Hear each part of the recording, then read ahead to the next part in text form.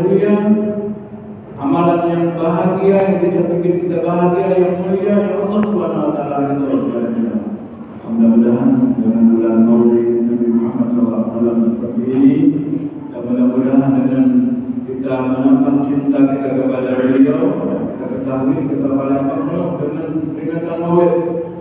Tiada mushola, tiada masjid, apalagi masjid yang besar, kecuali setiap waktu, setiap tahunnya memperingati Maulid Nabi Muhammad SAW. Mudah-mudahan kita mendapatkan keridhaan Allah sehingga kita bisa melakukan apa yang dilakukan oleh baginda Nabi Muhammad SAW.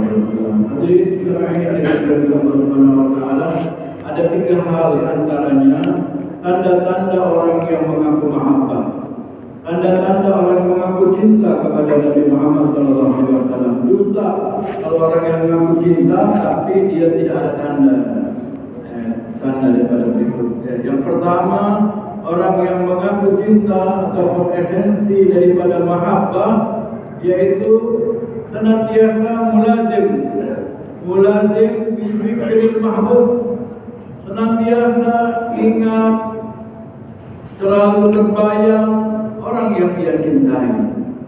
Kalau kita mengaku cinta kepada Nabi, pasti kita akan selalu ingat, bersalawat, menyebut, mengamalkan apa saja yang berkenaan dengan Nabi Muhammad SAW.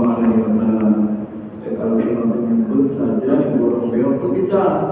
Tapi kalau cuma kita hanya ngomong ngaku, anak kecil pun bisa. Tapi kalau orang-orang yang betul-betul cinta, maka dia akan menyebutnya dengan membayangkan wajahnya, membayangkan seseorang yang akhlaknya yang luar biasa. Yang mana akhlak budi pekerti Nabi Muhammad ini melebihi daripada yang lainnya, melebihi daripada ilmunya, melebihi daripada kebiasaan sehari-harinya, sehingga Allah SWT memuji akan perihal yang mulia ini, yaitu akhlak dan budi pekertinya. Nah, kita harus pun berusaha untuk menjadikan akhlak dan budi pekerti Nabi Muhammad harus kita ingat, harus kita terbayangkan.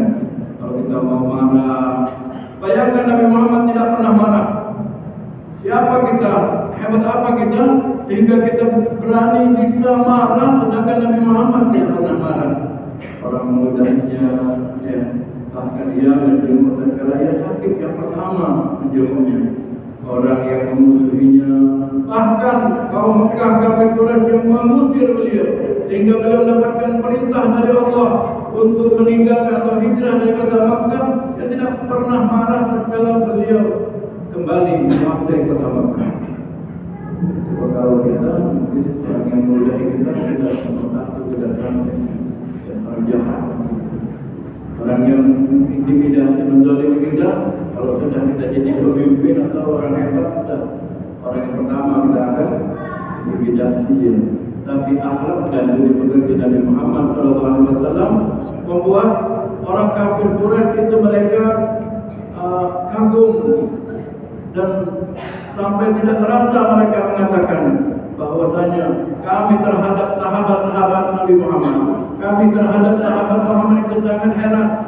Mereka katakan kami sudah pernah dikirim ke Raja Romawi, pernah dikirim ke Raja Kaisar, pernah dikirim kepada raja-raja, tapi tidak pernah kami melihat orang yang memuliakan rajanya, memuliakan pemimpinnya, memuliakan sahabatnya. Kami di ashabi Muhammad, seperti sahabat Nabi Muhammad, kalau memuliakan Nabi Muhammad.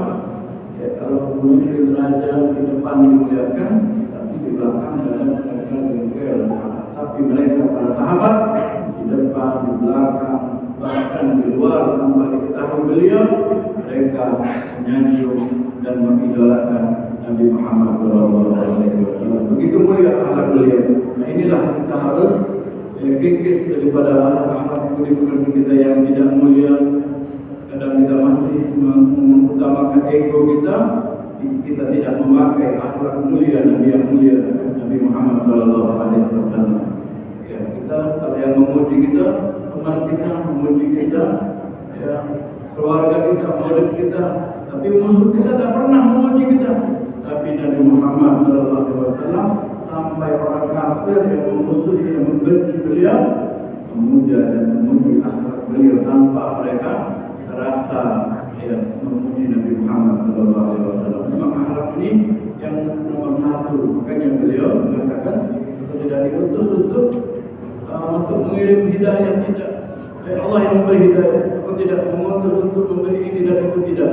Tapi aku diutus oleh Allah untuk menyempurnakan akhlak kita, budi pekerti kita yang tidak baik, yang kurang baik dan tidak sempurna. Dan karena itu, dengan berkah peringatan Maulid, jadi peringatan Maulid yang ada di Kota Palembang, ada di tempat kita, di masjid kita, di musala kita, bahkan di rumah kita, dan dapat sedikit demi sedikit menongkel daripada akhlak dan budi pekerti, kebiasaan kita yang tidak baik. Kita tiru akhlak dan budi pekertinya Nabi Muhammad SAW yang luar biasa. Yang kedua, yaitu orang yang mengaku cinta kepada Nabi Muhammad SAW adalah yang memiliki sifat itharul mahbub, yang mengutamakan orang yang ia cintai. Kata Sayyidina Umar, ya Rasulullah, aku mencintai ayahku, aku mencintai diriku, mencintai anakku, mencintai keluargaku, aku mencintai engkau, tapi aku masih kalah. Cintaku kepadamu daripada cinta terhadap diriku masih ada, masih utama diriku kadang-kadang. Kata Rasulullah, kalau begitu belum sempurna cinta, iman kau belum sempurna. Lalu bagaimana ya Rasulullah, sampai cintamu betul-betul mengalah